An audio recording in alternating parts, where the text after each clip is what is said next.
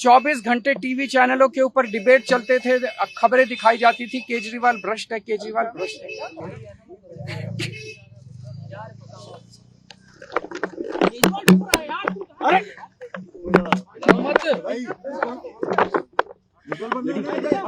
हो गई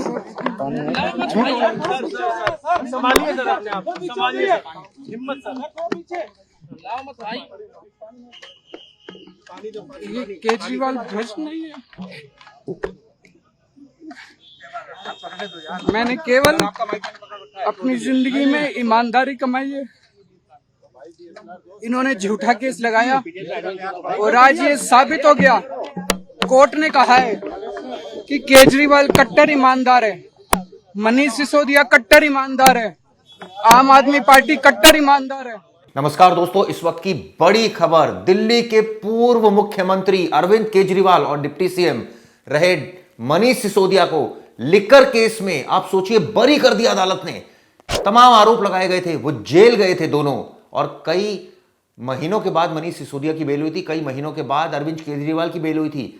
पार्टी में घमासान मच गया था। एक बार को यह कहा जाने लगा था कि बड़े बड़े जो पार्टी के नेता हैं वो जेल पहुंच गए हैं। इसके बाद दिल्ली में सरकार बदली और बीजेपी की सरकार आई। अब इस मामले में कोर्ट का बड़ा फैसला है। आपको बता दूं, शराब नीति केस था, दिल्ली लिकर केस, उस मामले में मनीष सिसोदिया को बड़ी राहत मिली है। इसके अलावा इस मामले में अरविंद केजरीवाल को भी डिस्चार्ज कर दिया है। यानी कोर्ट ने माना सीबीआई के केस में कोई दम नहीं है, कोई सबूत नहीं है। राउज यानी कोर्ट की जो सीबीआई कोर्ट है उसने फैसला सुनाया है जिसमें साफ साफ कहा है कि मनीष सिसोदिया के खिलाफ कोई सबूत नहीं मिला। सीबीआई द्वारा लगाए गए आरोप में कोई दम नहीं, कोई आपराधिक षड्यंत्र नहीं रचा गया। प्रोसिक्यूशन अपना केस साबित करने में विफल रहा। अब सवाल यह उठता है कि आखिर किस तरह के आरोप लगाए गए थे। तमाम चार्जशीट दाखिल की गई थी, सीबीआई ने चार्जशीट दाखिल की थी, इसके बाद ईडी ने भी एक मामला दर्ज कर लिया था, दिल्ली के पूर्व मुख्यमंत्री को गिरफ्तार कर लिया था। और उसके बाद बीजेपी के नेता ये कहने में कहीं नहीं रुक रहे थे कि शराब घोटाला हुआ, इतना बड़ा शराब घोटाला हुआ। आप सोचिए किस तरह से अब कोर्ट ने धज्जियां उड़ा दी इस पूरे केस की, और आम आदमी पार्टी के जो दोनों बड़े नेता, उन दोनों को बरी कर दिया। आपको बता दूं, सुनीता केजरीवाल का इस पर क्या कहना है। इस संसार में कोई कितना भी शक्तिशाली हो जाए, शिव शक्ति से ऊपर नहीं हो सकता, उन्होंने साफ साफ कहा। और यह भी कहा कि सच की हमेशा जीत होती है। इसके अलावा अरविंद केजरीवाल, मनीष सिसोदिया को डिस्चार्ज कर दिया गया है। 24 घंटे टीवी चैनलों के ऊपर डिबेट चलते थे, खबरें दिखाई जाती थी केजरीवाल भ्रष्ट है, केजरीवाल भ्रष्ट है।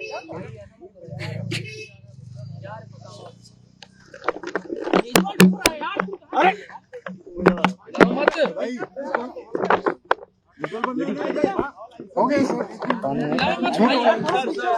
संभालिए सर, अपने आप संभालिए, हिम्मत सर,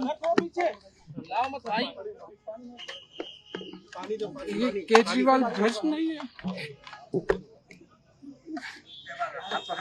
मैंने केवल अपनी जिंदगी में ईमानदारी कमाई है।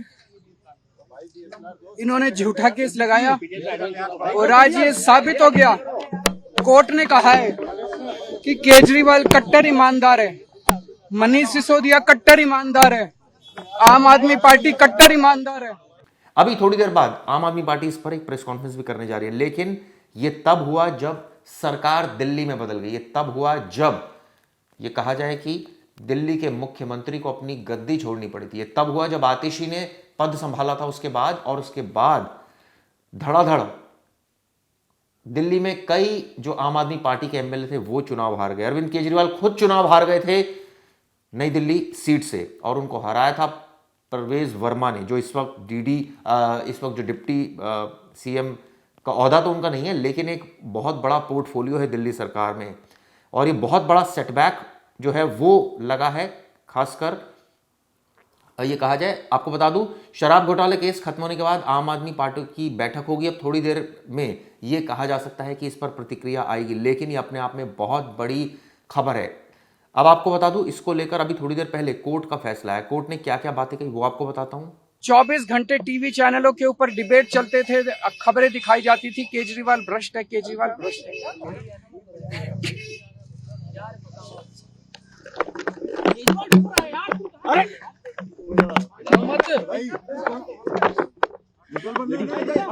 हो गई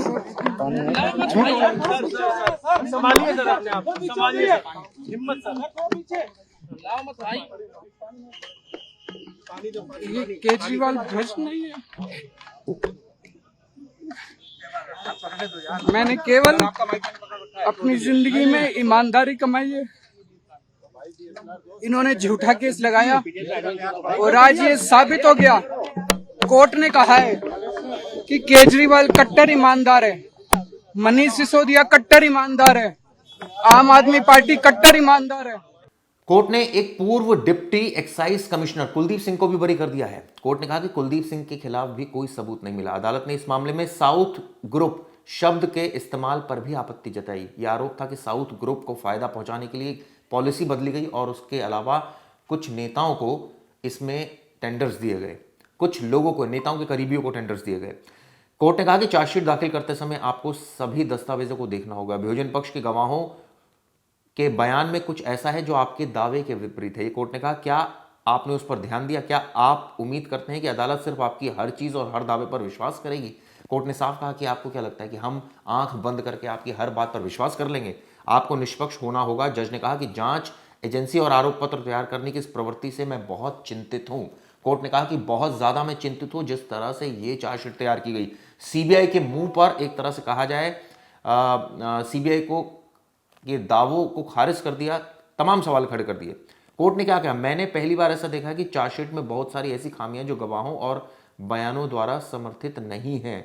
अब इस कोर्ट के फैसले के खिलाफ जाहिर तौर पर हो सकता है कि आने वाले वक्त में सीबीआई ऊपरी अदालत का रुख करे। दरअसल आरोप पत्र पर आज निर्णय सुनाया जाना था। इसको लेकर केजरीवाल खुद कोर्ट में मौजूद थे। के कविता जो आरोपी थी इस मामले में, वो वीसी के जरिए पेश हुई थी। न्यायाधीश का कहना था कि उन्हें मामले को संभालते हुए 4 महीने हुए हैं। उनके मन में कुछ प्रश्न हैं। आईओ से कहा कि आपने चार्जशीट के साथ इकबालिया बयान की कॉपी क्यों नहीं लगाई? आप सोचिए कितना बड़ा ब्लंडर किया सीबीआई ने। कोर्ट ने कहा जब फाइल पढ़ते हो, फाइल आपसे बात करती है, मन में सवाल और फाइल में जवाब होते हैं। आपने एक अलग अलग दस्तावेज के रूप में कानूनी राय क्यों दर्ज नहीं की? यानी इतनी सारी खामियां कोर्ट ने निकाल दी और कहा कि आपने क्या आपने इस पूरे मसले को लेकर कोई कानूनी सलाह ली थी? ऐसा लगता है किसी ने कानूनी राय नहीं पढ़ी है। 3 कानूनी राय अभियोजन पक्ष के मामले का समर्थन नहीं करती है, यह साफ साफ कोर्ट ने कहा। यानी कि एक बहुत बड़ा जजमेंट इस वक्त दिल्ली की राउज एवेन्यू कोर्ट ने दिया है। इस पूरे मुद्दे पर आगे भी आपको अपडेट देते रहेंगे। आपका क्या कहना है जरूर बताइएगा। धन्यवाद।